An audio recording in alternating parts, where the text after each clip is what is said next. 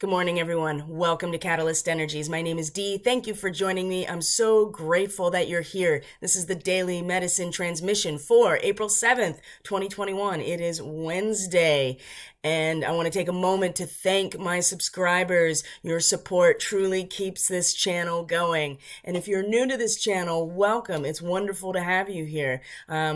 Check out the information, see how it resonates with you. If it's something that you enjoy, you find inspirational or helpful, you can share this video, you can subscribe to this channel, you can like this video. All of those types of actions actually really do help independent content creators like myself. So let's get right into the daily medicine.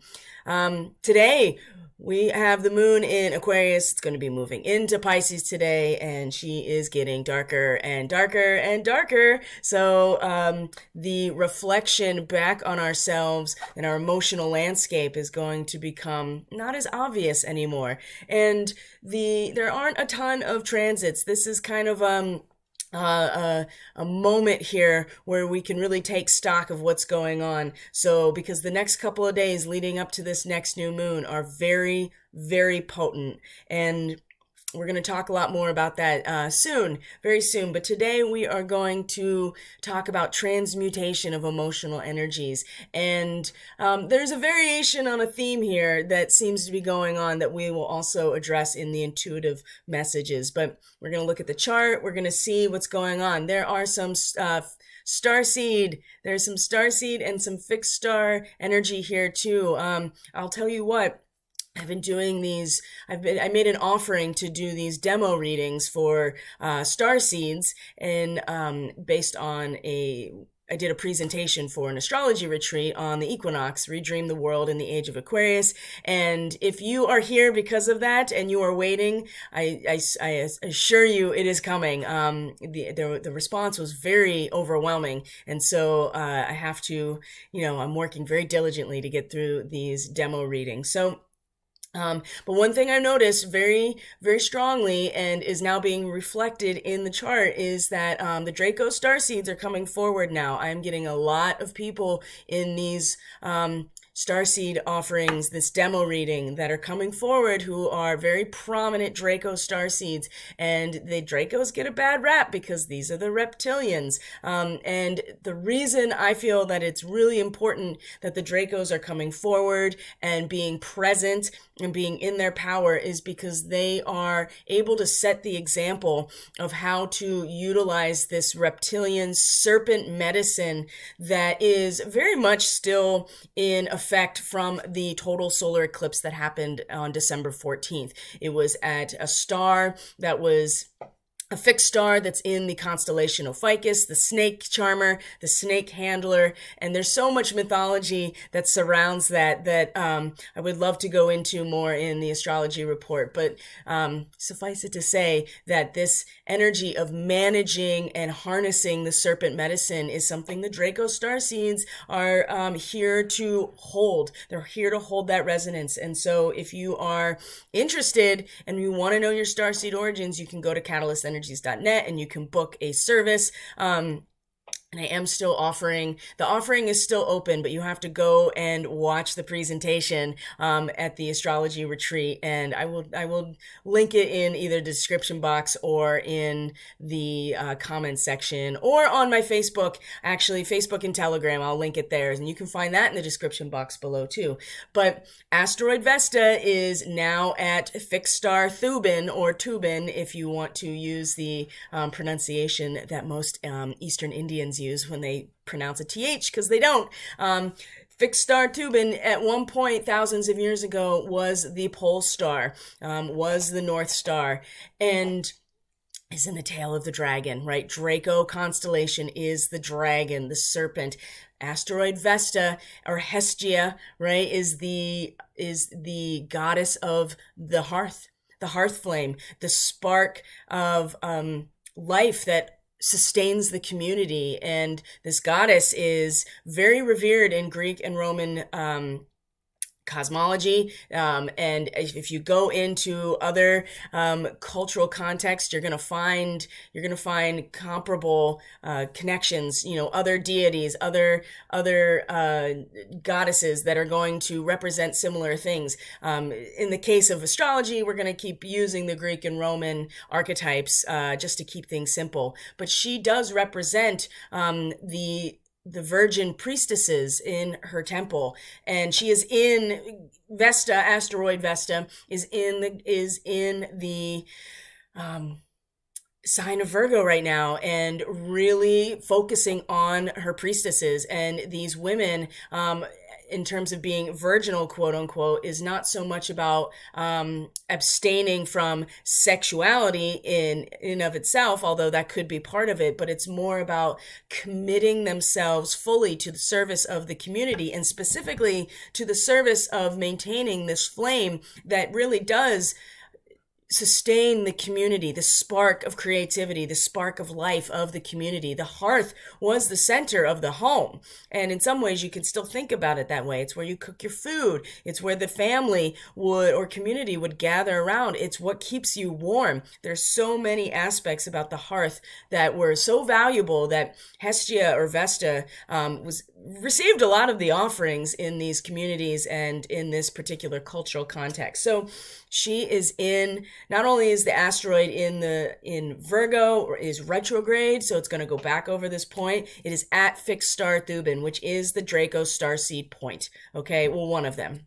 It's the most prominent one. So Vesta is really activating the Draco starseeds and activating them in such a way to get them up to speed in the highest vibrational resonance of this starseed archetype, right? Because those who are Draco starseeds that have not woken up to their higher self, have not embodied the spiritual nature of these traits, these people are in a position of power, there's no doubt. And most Draco starseeds, regardless of where they find themselves in terms of a dimensional resonance or where their vibe is, they do tend to be in positions of power and notoriety. And the serpent medicine is incredibly important and powerful. The Dracos need to come forward now and hold the resonance of the higher vibe version of this. And so Vesta is really making this very clear that it's about the training and the discipline of this. You cannot be a Draco starseed. They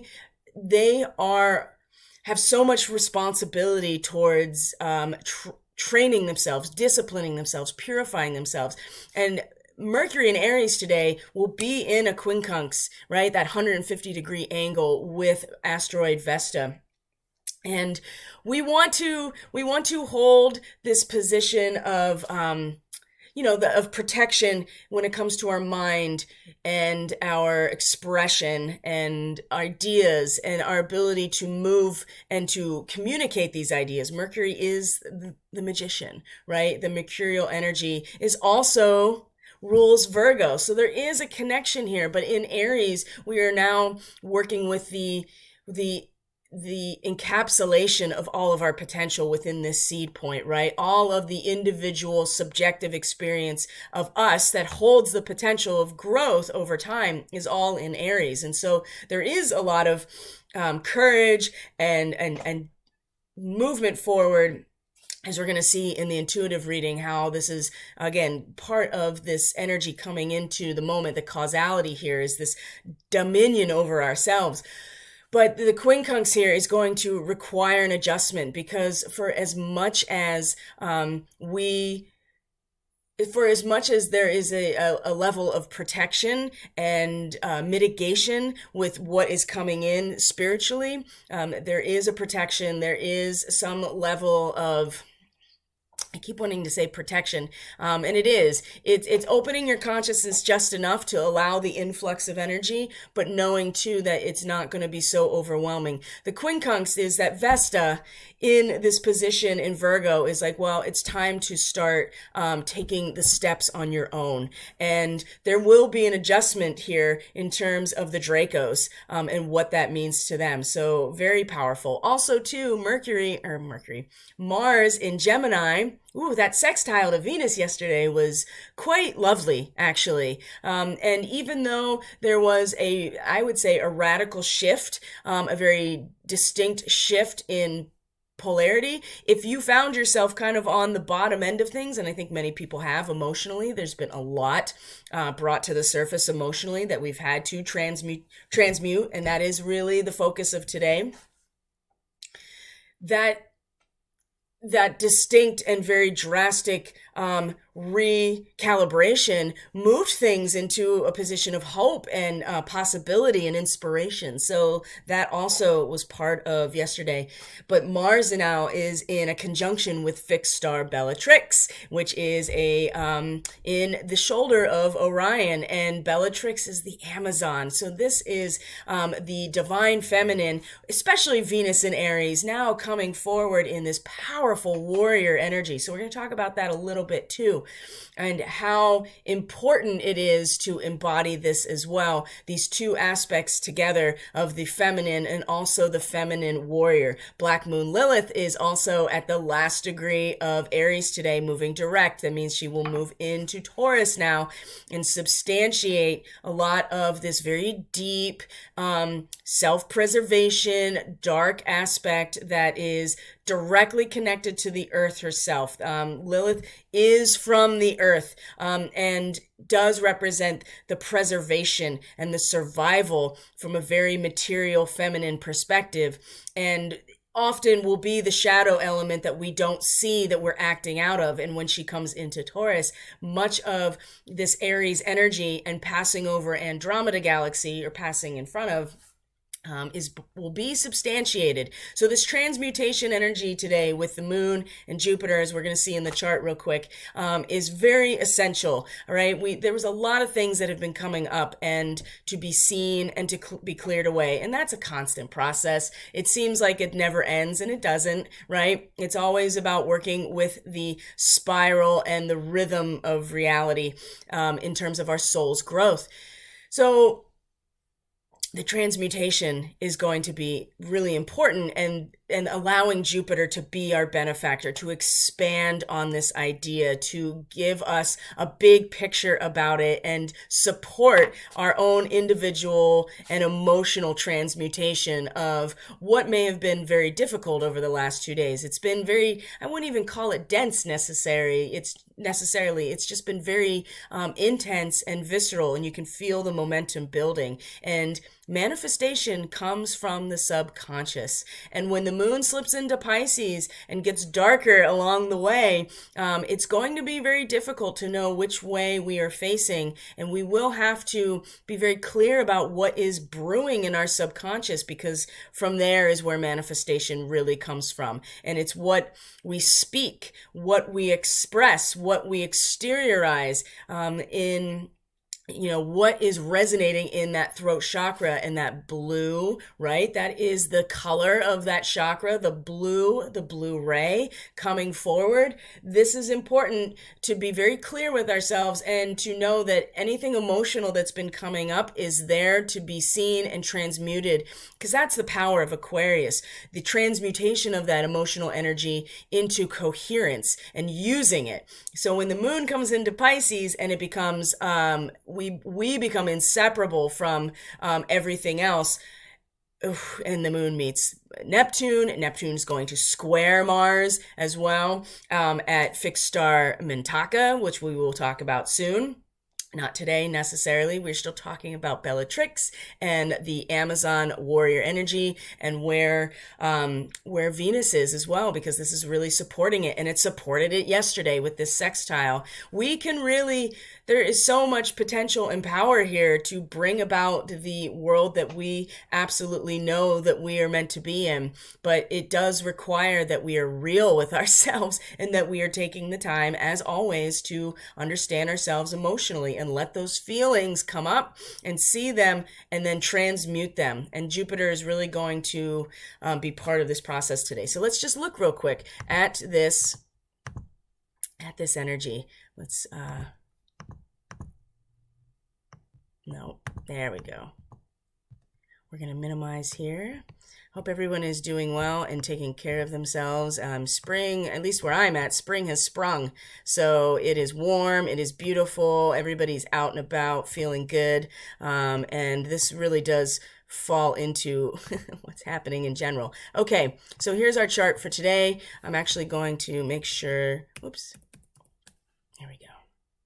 Show the current transits. All right, here we go. So the moon actually has just passed Jupiter this morning and is, like I said, expanding on this idea. This conjunction here is about the transmutation of our energy and emotional energy. It is a butterfly. The Sabian symbol is a butterfly with the right wing, more perfectly formed. It is. And if the right half of the brain is really, the right half of the brain is, sorry, I'm just losing my notes here, is the more holistic part of the brain. It is the part of the brain where we put everything together into one mosaic, right? The left side of the brain is more analytical and linear, where it's circular and holistic in the right part of the brain. And so really we're looking at the capacity to develop rational, which is interesting, and fully conscious. You need both sides of the brain here, but fully conscious aspect of the mind ahead of normal evolution. Okay, there is something here that the moon has activated within us as it passed Jupiter, expanded this potential within us to develop a fully conscious emotional aspect ahead of what normally would happen. And Jupiter, like I said, is a benefactor. Boy, it opened something very substantial within us. Okay, so that's one of the main transits today. And like I said, Vesta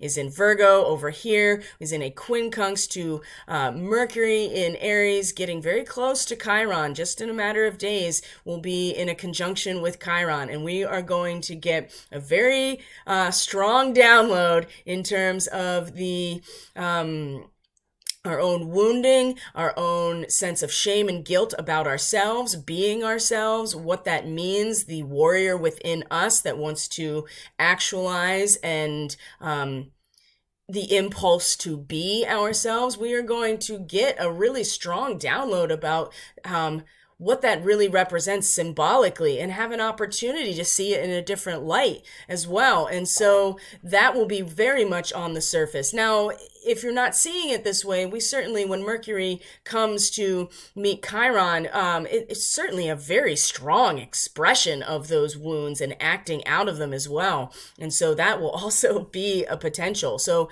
we want to be working intentionally and consciously with these archetypal energies so that we can actually utilize them and for our fullest potential here, instead of allowing them to kind of, flail us around, because that's a real possibility here. So the sun also in a conjunction with asteroid Ceres in Aries today.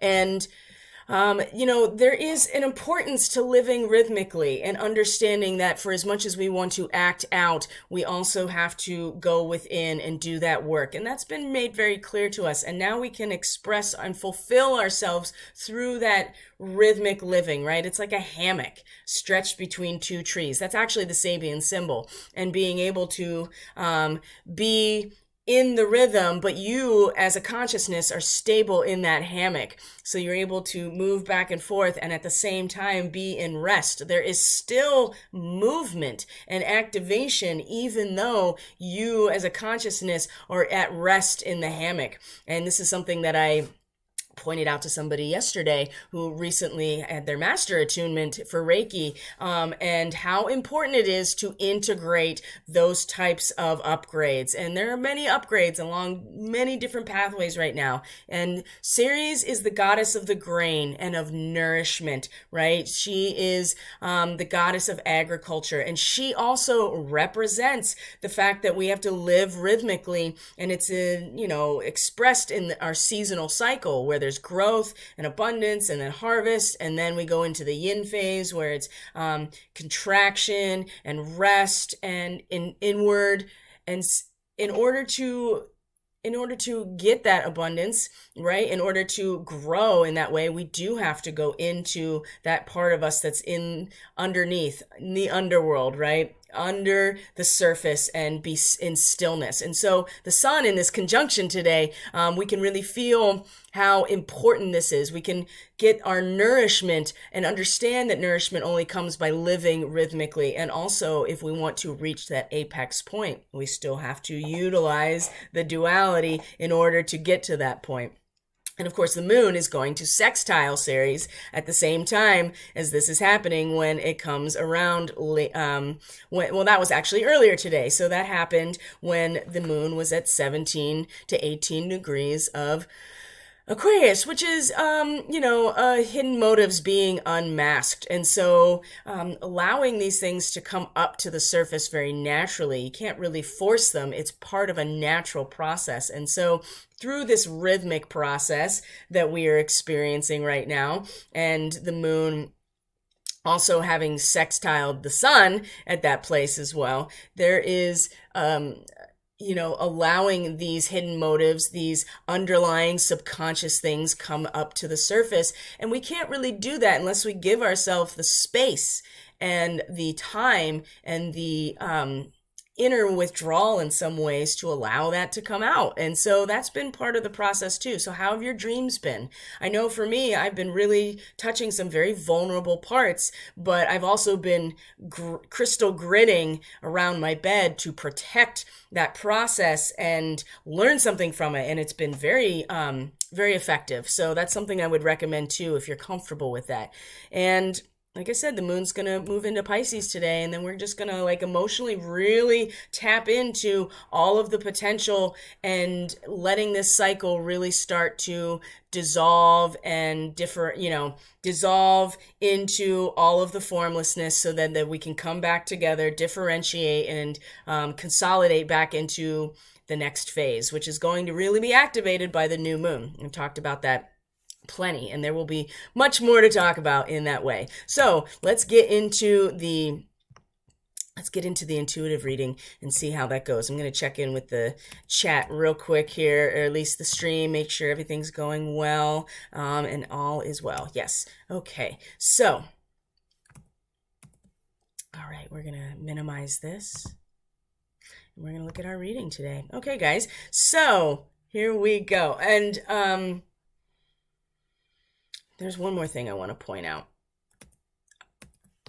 Let's talk about this real quick. Because Venus is in Aries, and there's abundance made possible by cooperation, human togetherness, this cosmic optimism that is represented where Venus is today as well. And we can hold this at the same time that Mars is meeting the Amazonian warrior within us as well. Very powerful, very, very powerful. Now, like I said, Black Moon Lilith is about to move into Taurus today in her direct course, right? Prograde, as it were. And this is the realization of natural boundaries. So for as much as we have all of this potency and desire of Aries, and we do, that part of ourselves that is deep and self-preservation motivated and so dark that sometimes we don't even realize it's there, we are going to hit a wall, and we want to make sure that we're substantiating exactly where we want to manifest from. And we will manifest from that dark space really deep within, and then it will become substantiated. So we have to be mindful of that and always be aware of where emotional energy is, allowing our feelings to guide us, but not to lead us or be in charge necessarily.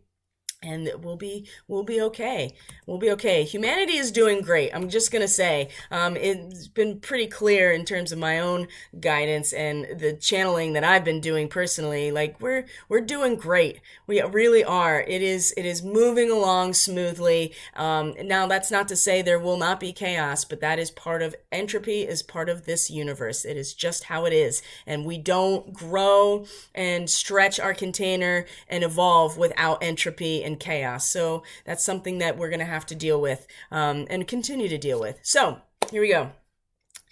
We have the Two of Wands as the causal factor coming into the moment. This is, like I said, variation on a theme of yesterday. So we have this intense fire energy, this spark creation. Now it's much more personal. Yesterday it was, a large archetype of the lust card, passion, the twin flame. Now this is down to much more of a cycle starting over in some ways. The Dominion card, the Two of Wands. In the center of it, again, this material and manifest aspect coming to fruition and culmination with the Princess of Wands. This is the, let's see here. It was written down so good. The Princess of the Echoing Hills. And we'll look at all of these cards as we usually do in depth and get some good views of the symbolism that's represented. But just suffice it to say here, we are at a culmination point again. In terms of us. This is the heart of the matter, and this represents us, like the actual people and what we embody. And so new beginnings in a material way. We have our vertical axis here, the Two of Keys, also very material at the root of it, and this is going to be awesome to talk about. We have the One of Roses, a commitment at the top of our awareness, where the final stage of manifestation comes in our expression and our conscious attention in this commitment. And ultimately, on the surface, when we have the Ten of Swords being ruin, it doesn't seem like we are headed in a direction that we want to go. But this is a natural part of the swords archetype and energy, which is you eventually reach a point where endless analysis leads to a loss of hope and belief. And so there are lessons to be learned and remembered when we come to the end of this mental cycle, right? 10. At the end of a cycle. There's a lot of fresh energy and there's a lot of cycle that is ending as well. And a lot of this, the third decan of Gemini is where Mars has moved into now. And there's definitely hope here because it's the end of this mental cycle. So there will be some aspects that we are just going to have to face through painful realization as a result of us wanting to embody a new beginning and really holding this potency and desire with our ability to create, which is what the wands represent. So there is a need to restart, and there's transformation potential all over this today, but it does require us to stand in our integrity, and we do have work to do. We absolutely have work to do, and this will lead to that ruin, quote unquote. Thoth Tarot, sometimes the imagery is so, it's so dramatic. Aleister Crowley was so dramatic too, so, it's not surprising. Man, I could talk forever about him. I have some really strong thoughts about him. For everything that he did and did not do and represented and in the darkness, I think by the very end of his life, I think he did realize that, I think he came back to the light. I really do. I think he had a child late in his life, and that was kind of a turning point for him. And I have a suspicion, it has not been confirmed to me necessarily. And I keep asking, and it's kind of like, well, what do you think? That he may have redeemed himself at the very end of his life. Same with Anton LaVey, right? Because everybody has to face the Reaper, right? And some of these individuals that were so evil and dark and satanic and how powerful they were cried like a baby at the very end as they faced their maker. So anyway, that's a tangent. I'm not going to get into that. The whole point is that the ruin seems more dramatic than it really is, but this is where we learn that it's not just our mind. We have to get into our subconscious. And with that, let's get right into this. So the Two of Wands, our Dominion, Mars in Aries, the first decan of Aries. What's there? Mercury. And Chiron still.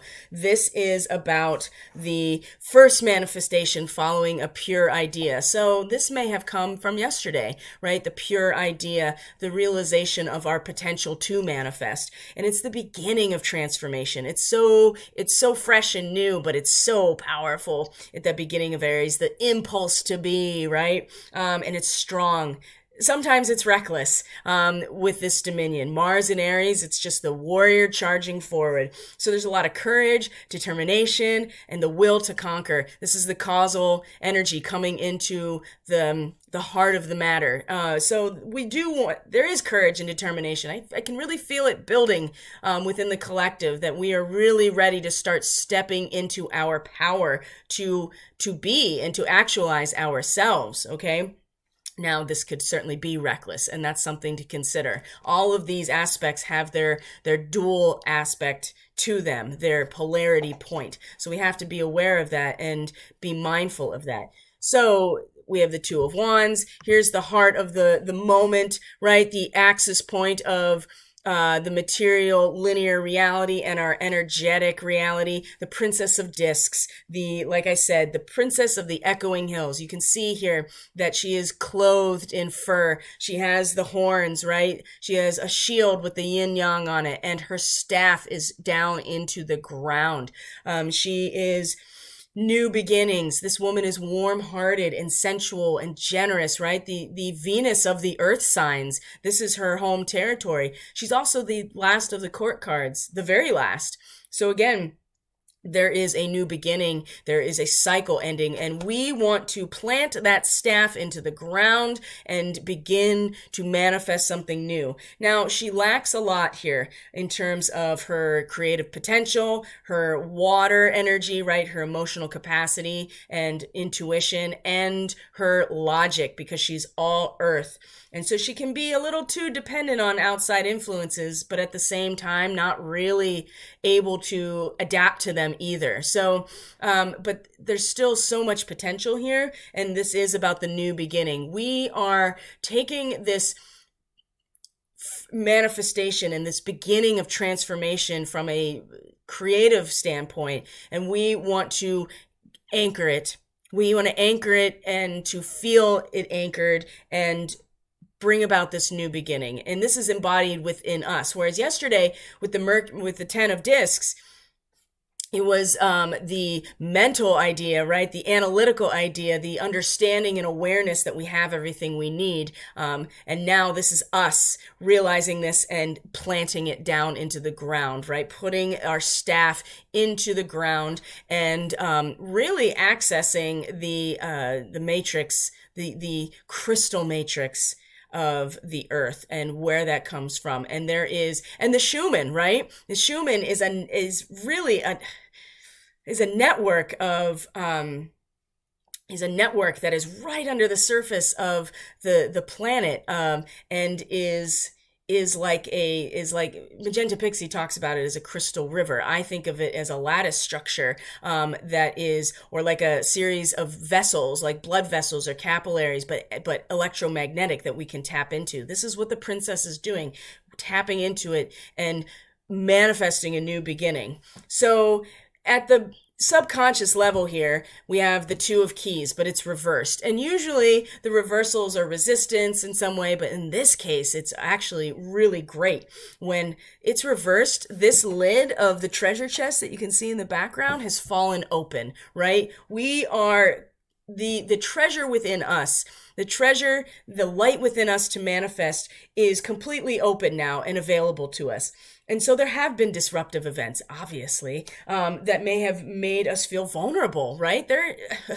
This entire year has been a disruptive event that has made us feel vulnerable, but we haven't defined ourselves in loss. And at the root of us, in our subconscious energy, that we can tap into, and I would argue even deeper into what the princess wants to do, tap into this energy and this potential that is limitless, right? Right into the earth, right into the energy of the Schumann, the crystal river. And so the future is filled with all of these manifest opportunities. You know, the vulnerability and the disruption has forced the lid open, and now we're like, oh, it's been within me this whole time to actually manifest the reality. It's not out there, it's in here. So this is where we're really rooting into, and it's moving up through these through the axis of our power, our spinal cord, our literal vessel of our energy, through our spinal cord. So moving up And now we're at the commitment to this process, the emotional commitment to this process. And so it's important that we're committing to ourselves emotionally, right? And this is also now our conscious awareness. We are ready to anchor in and commit emotionally to ourselves and to this manifestation as well. And really, and unfortunately, I wouldn't even say unfortunately, I shouldn't even say that. It's just sometimes it's a frustrating reality, but this will lead to the ruin, right? We will hit a wall with our mental and analytical capacity, and we will have to realize that there's lessons to be learned here. We cannot keep staying just in our analytical mind. We have to embody all of these aspects of ourselves in order to really evolve and to get where we want to go and on this ascension process. So there is so much transformation potential here, and it will perhaps sting. Absolutely. Now, something to keep in mind, look at this card, right? You have all of the swords coming into the center point, and what is at the top here? It's the sun, right? The glyph of the sun. Look at this, the Libra scales. What did we have yesterday? The adjustment, the justice card. This does lead to the idea that in a transformation, a need to restart, a rebirth, a renewal, and a wisdom. It will be through pain and loss. Maybe we have to let go of some things that we thought were true and realizing that they're not. But it's coming through the commitment and the anchoring into our own manifest potential within us, right? And so it will lead us into some places that might be a little bit painful, or more than a little bit painful. It just depends. Some people aren't going to learn from this situation. Some people are going to push back against this. Again, you have to consider the polarity of all of these energies and that they are just as available for people to have a free interaction with as anything else. So what's some guidance here we can work with? Well, let's start here with our Two of Keys. Where did we go? So the Five of Keys, the wish is fulfilled. When it's reversed, as we see here in this reading, we have to work. There is some work that we have to do, right? We do realize that the ability to manifest is within us and the lid has fallen open. And there have been setbacks and there have been things that have led us into victim mentality. Absolutely. But we have to work. It's still there for us, but we have to put the energy into actually making it happen. And we are talking really about compassion and forgiveness. Remember, the moon's going to move into Pisces today, right? Pisces in the 12th house is about this compassion because it's connecting to the human experience of suffering. Forgiveness, which is the recognition that we all are human and fallible, and we're all worthy of redemption as well. Every single person. As soon as you make that decision within yourself, it's given to you. It's always available. And that's what forgiveness is the recognition that all are fallible. And when you make the decision to be redeemed, you are forgiven. That's all it takes. And you have to be honest with yourself. You can't just say it and think that, and not mean it. The compassion and forgiveness is the top priority in this situation. This is where it all has to root into, is compassion and forgiveness for ourselves, for other people, and we have to work at this. I know that it's hard. It's a lot easier to be angry and resentful or to blame other people, but if we want to manifest the reality we want to be in, we do have to choose our experience, as I talked about in the transmission 2 days ago, and we have to put some work into it. Now, here is the work, actually. Uriel and the Sphinx. And this is suggesting, especially when it's reversed like this, there's a tendency, as much as we are committed emotionally, remember, it's very fresh, this One of Roses. It's very distilled, but it's very fresh, right? We still have the whole rest of the suit to go through of emotions. And when Uriel, the fire of God, right? This is, the archangel is the fire of God. It is connected to what? Fixed star Tubin, in the Draco constellation directly, and is a destructive process and a destructive energy because the fire is coming out of the dragon, right? This is a purification aspect of fire and the ability to, come out of the ashes, right? Now, when it's reversed like this, there's a tendency, it's reminding us there's a tendency to slip into old patterns. So we have to be conscious, we have to be aware, we have to stay on task of what? Digging down, digging into the hard surface in underneath this enigma that is our history and our lives, the Sphinx, right? We dig down into what? The Akashic Records. That's where Edgar Cayce talked about the Akashic Records being buried under the Sphinx. You know, it could be literal, it could be figurative, it really doesn't matter. The point is that we do have to put the work in, which is going to come from our fire, right? The dominion aspect, the Two of Wands, all of this Aries energy that is here now.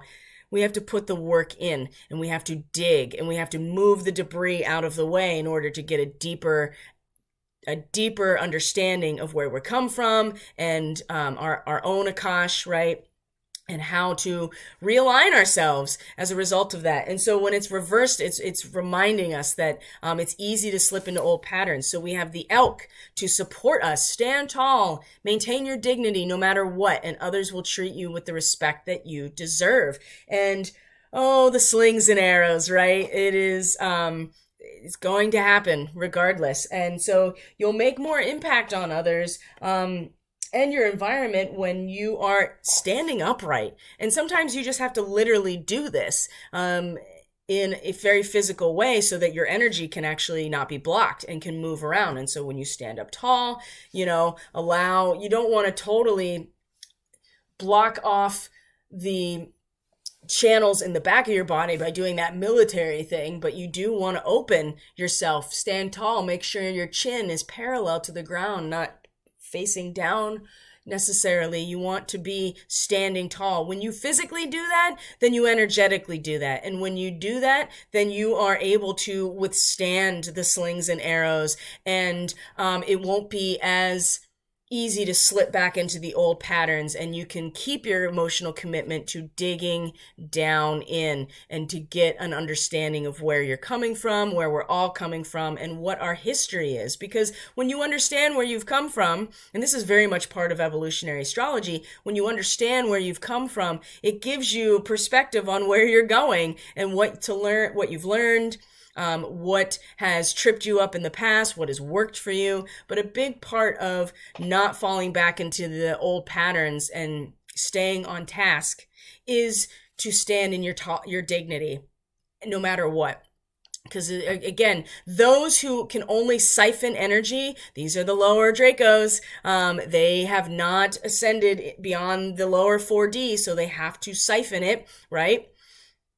And it's just out of survival. Right? It really is out of survival. They don't have the means to do it on their own, like you would in the higher 4D and 5D and beyond. This is about being able to do that. And that's being sovereign. You have to stand tall in your dignity, no matter what. And that will allow you to keep your commitment to yourself.